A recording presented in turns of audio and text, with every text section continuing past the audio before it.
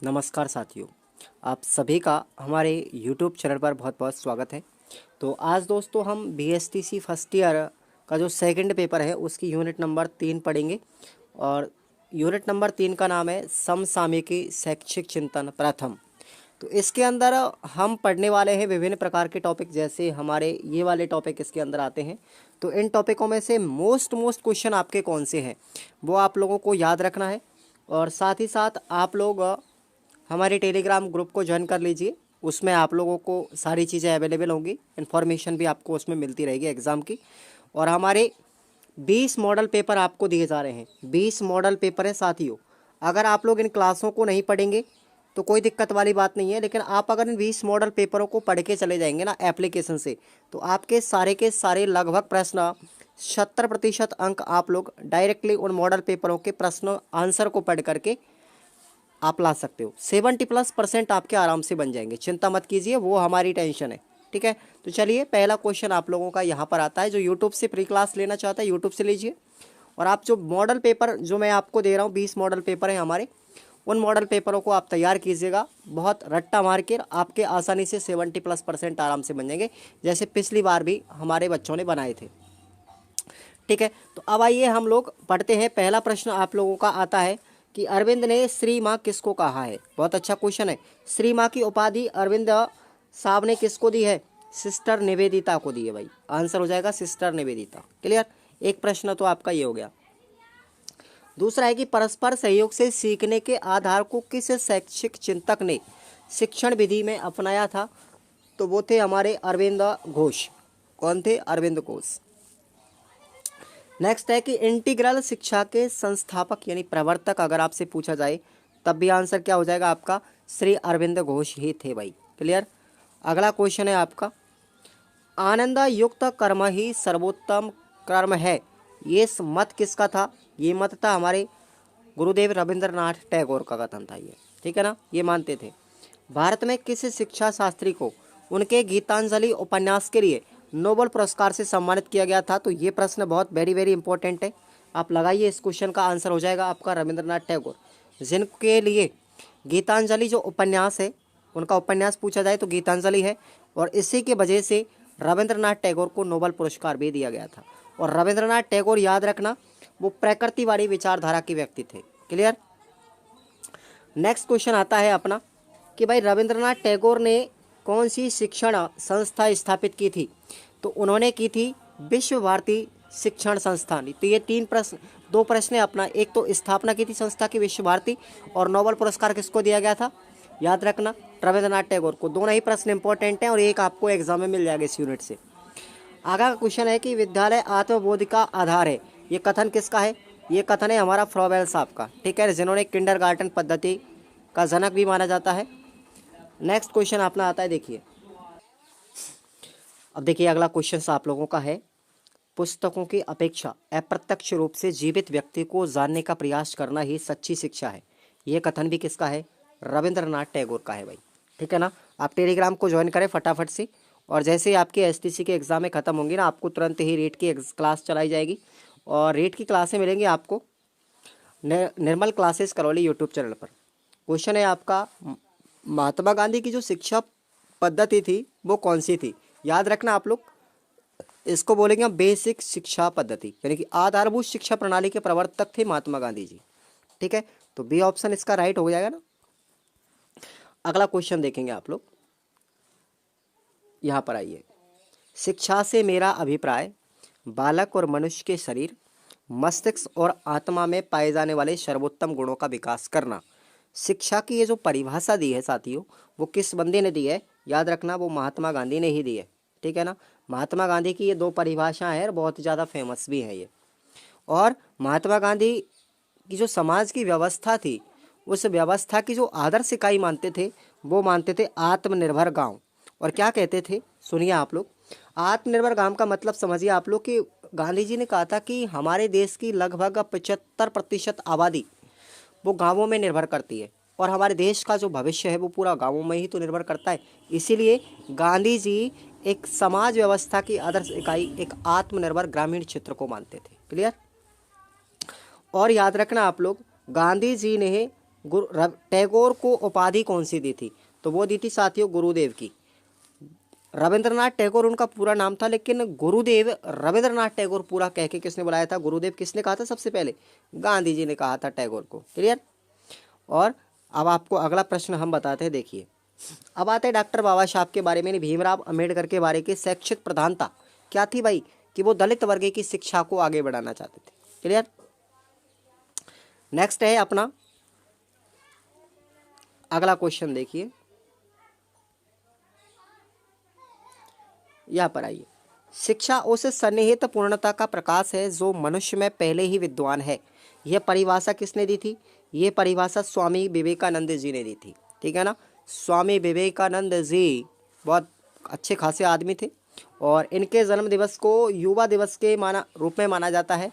12 जनवरी को हर वर्ष मनाया भी जाता है। आपको ध्यान हो तो 12 जनवरी को विश्व युवा दिवस मनाया जाता है स्वामी विवेकानंद जयंती पर।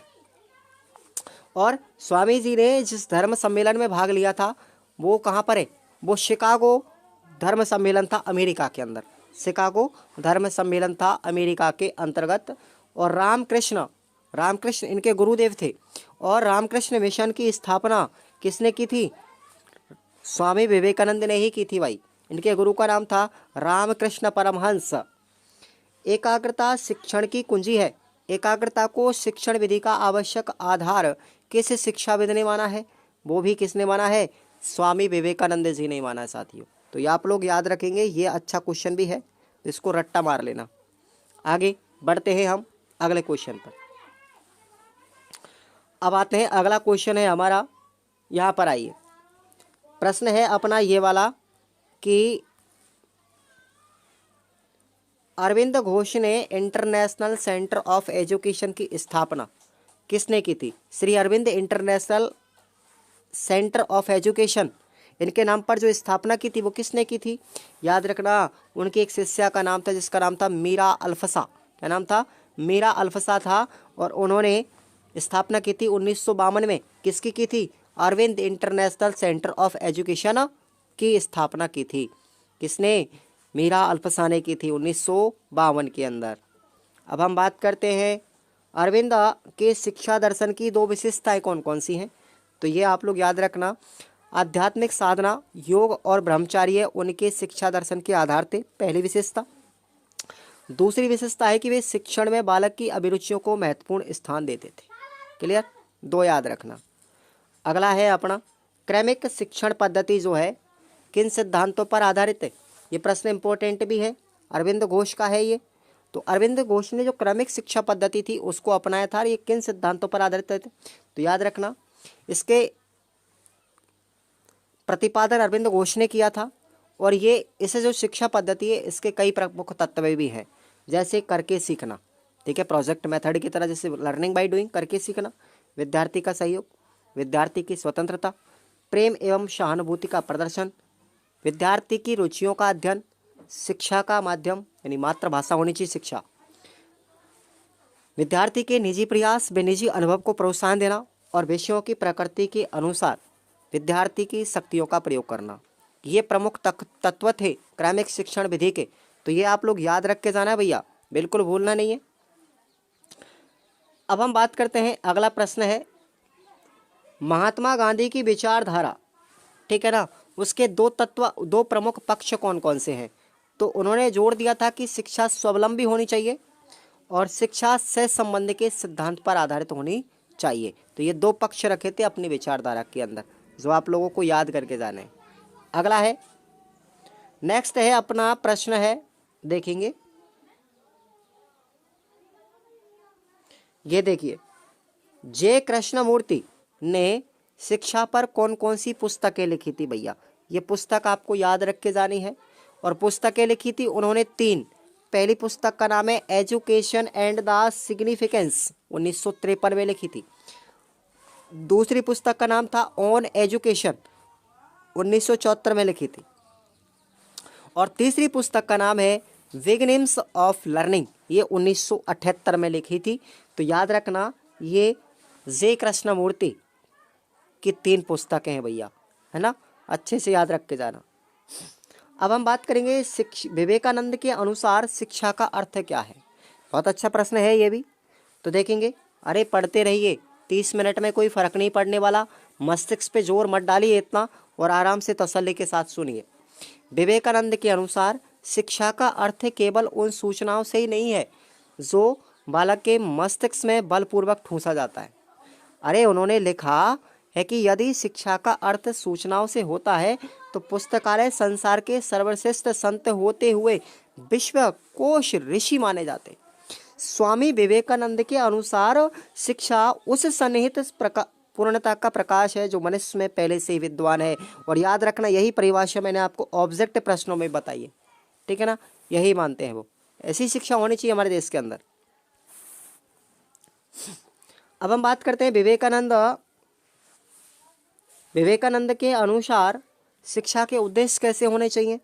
तो ज्ञानार्जन का उद्देश्य उन्होंने बताया, चरित्र और नैतिकता का विकास करने वाली शिक्षा हो, आत्मिक और मानसिक विकास शिक्षा से हो, ऐसी शिक्षा होनी चाहिए। समाज सुधार की योग्यता का विकास करे और विश्व बंधुत्व की भावना का विकास करे और शारीरिक क्षमता का विकास करे, ऐसी शिक्षा व्यवस्था होनी चाहिए हमारे समाज के अंदर। और यही उनके उद्देश्य थे विवेकानंद जी के। क्लियर। और विवेकानंद ने किन शैक्षणिक गुणों पर बल दिया, तो याद रखना, मानव मात्र की एकता, समता आधारित मूल्य, सहिष्णुता, आत्मानुशासन, संयम और कर्म पर बल जैसे शैक्षणिक गुणों पर उन्होंने बल दिया था। तो याद रखेंगे आप लोग इन प्रश्नों को। आगे हम आते हैं, पाठ्यक्रम के संबंध में अरविंद घोष ने किन सिद्धांतों का प्रतिपादन किया था। इंपॉर्टेंट प्रश्न है, निशान लगा लीजिए। बताया कि संपूर्ण जीवन ही शिक्षा है, अतः पाठ्यक्रम कुछ किताबों तक ही सीमित नहीं होना चाहिए। पाठ्यक्रम में वे सभी विषय शामिल हों जो मानसिक व आध्यात्मिक विकास को बढ़ावा देती हो।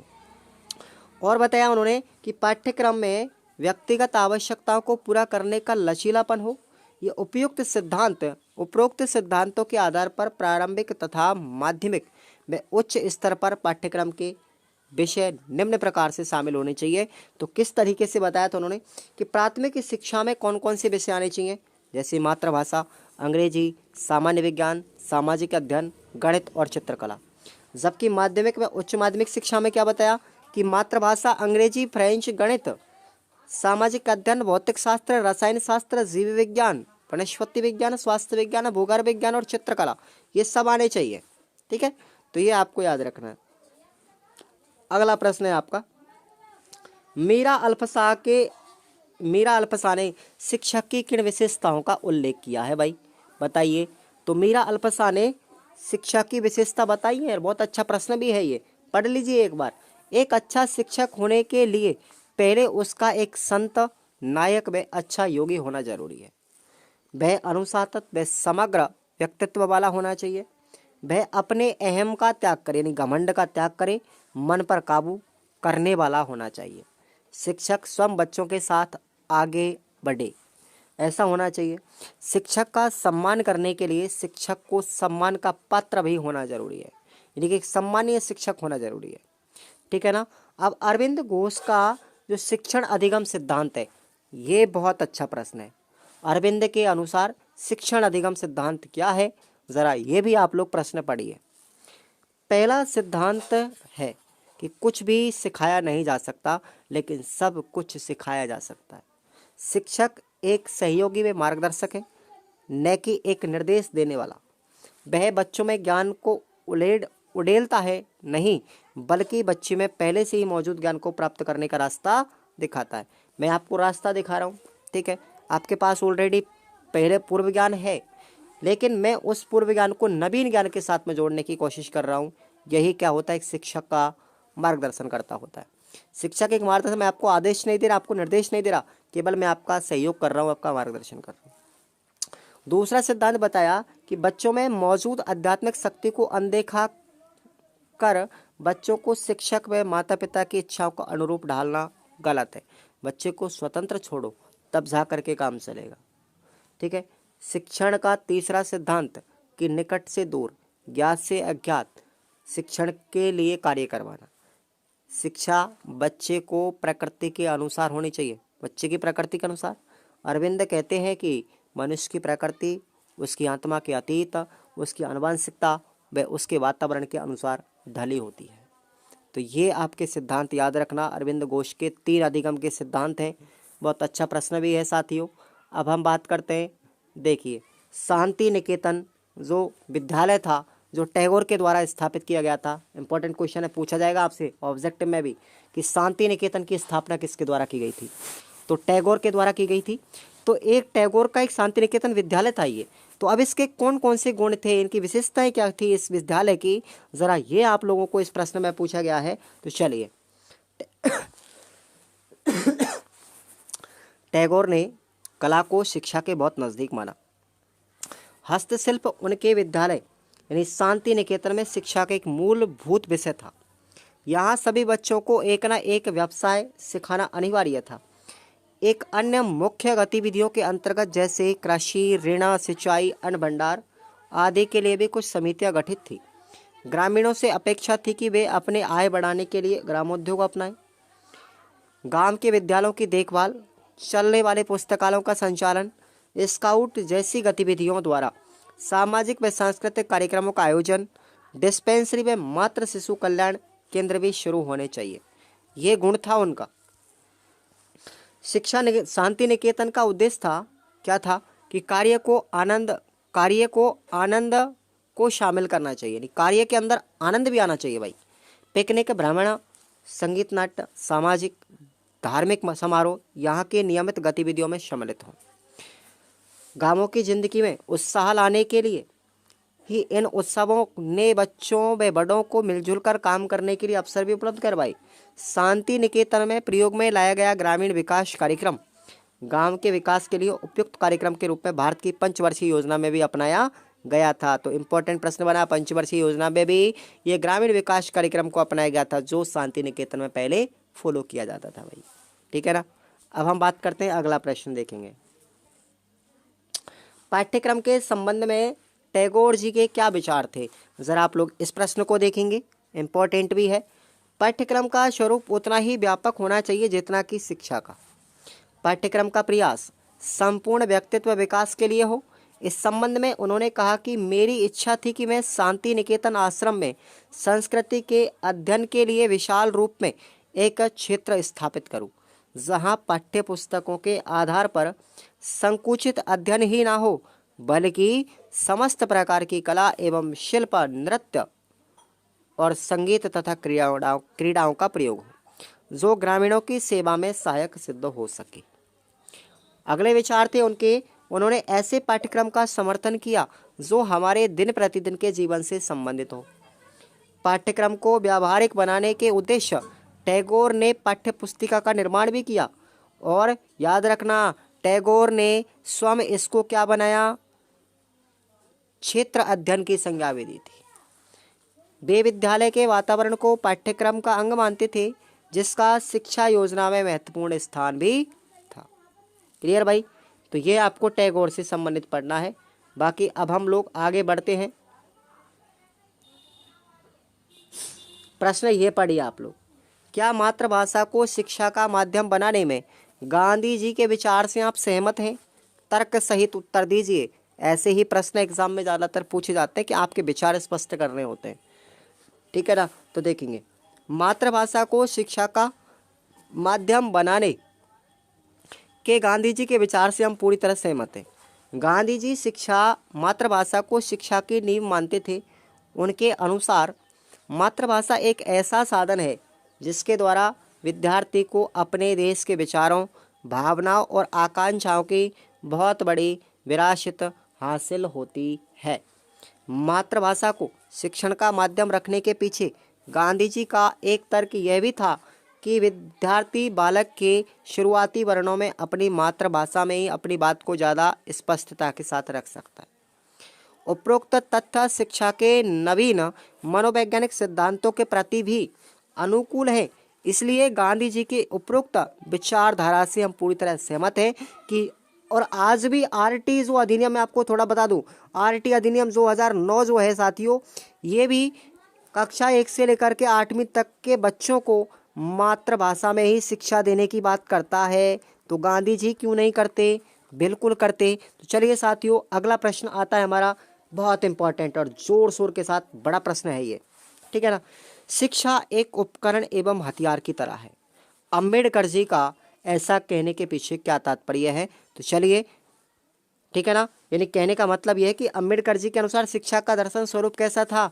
तो प्रश्न अब की बार ये आएगा, अब की बार ध्यान रखना कि शिक्षा एक उपकरण एवं हथियार की तरह है। अम्बेडकर जी का ऐसा कहने के पीछे तात्पर्य क्या था? तो देखिए, अम्बेडकर के अनुसार शिक्षा सभ्यता और संस्कृति की मापक है। इससे यह पता चलता है कि विकास की दृष्टि से किसी समुदाय की क्या स्थिति है, वह किस ओर तथा कितनी गति से जा रहा है। लेकिन शिक्षा एक उपकरण है, न कि मनुष्य की बौद्धिकता का पैमाना। ऐसा नहीं है कि यदि कोई व्यक्ति शिक्षित नहीं है तो वह एक मनुष्य के रूप में बुद्धिमान भी नहीं हो सकता। ये गलत है। यदि सभी लोगों को अशिक्षित रखा जाए तो भी उनकी बुद्धिमत्ता बची रहती है। चूंकि शिक्षा एक उपकरण है, इसलिए बुद्धिमान मनुष्य इसे प्राप्त कर और अधिक शक्तिशाली हो जाता है और शासक की स्थिति प्राप्त कर लेता है। अम्बेडकर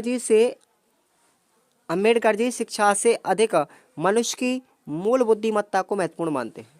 अम्बेडकर के अनुसार हर कोई मनुष्य यह समझने के लिए कि वह खुद क्या चाहता है, अर्थात पर्याप्त रूप से बुद्धिमान होता है। इस मामले में साक्षरता की कोई मान्यता नहीं है।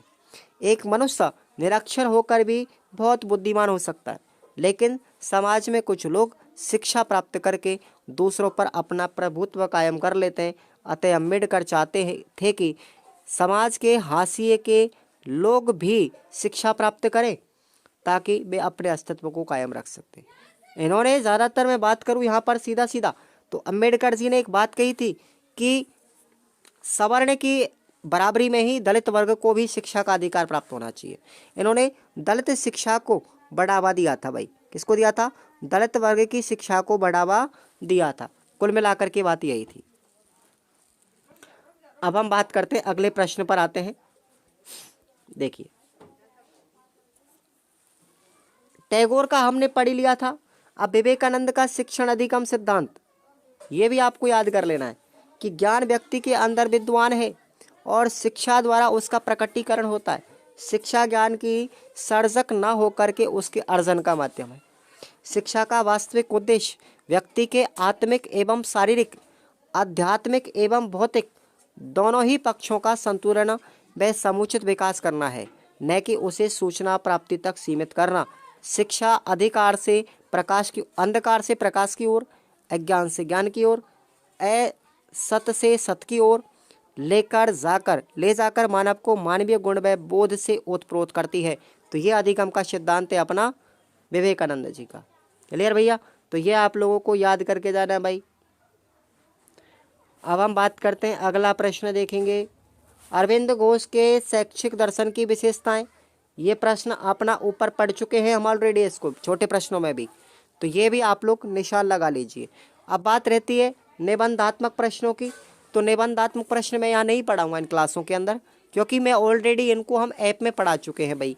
ऐप में आपको जो कोर्स दिया जा रहा है 20 मॉडल पेपर है। आप लोग अगर फर्स्ट ईयर में है ना, तो 20 मॉडल पेपर हैं आपके। इन 20 मॉडल पेपरों को पढ़ जाओ, आप 70% आराम से बन जाएगी। आराम से आपकी प्रश्न आपके सीधे पेपर में मिल जाएंगे। उत्तर भी मैंने आपको साथ में पढ़ाए हैं, तो उनको आप लोग ठीक से पढ़ के जाओ, अच्छे से रट्टा मार के जाना है, तो कोई दिक्कत ही नहीं आएगी। ये वही प्रक्रम है जो मैंने पिछली वर्ष बच्चों को करवाया था और बच्चों की 86% तक बनी थी भाई। तो अब देख लीजिए आप लोग, आपके विचार हैं, आप लोग क्या पढ़ना चाहते हो, क्या नहीं पढ़ना चाह रहे हो। मैं केवल आपका मार्गदर्शक करता हूँ, मैं एक शिक्षक हूँ, बाकी आप लोग समझदार हैं।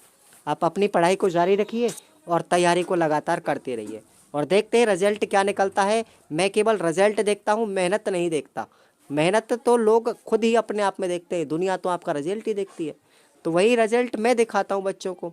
तो ठीक है साथियों, धन्यवाद। चैनल को सब्सक्राइब करते रहें और लगातार क्लास को देखते रहें। रेगुलर कंटिन्यूटी बढ़ा लीजिए आप लोग, 40 से 45 दिन, कोई दिक्कत ही नहीं आएगी।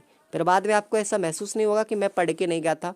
अरे इस तरीके से स्टार बन जाइए कि आपको हमारे मॉडल पेपर कंप्लीट चाहिए तो चाहिए, बस कंप्लीट कर लो, रट्टा मार लो आपके मॉडल पेपरों में, उनसे बाहर कुछ नहीं आने वाला, इसकी गारंटी हम ले रहे हैं। धन्यवाद।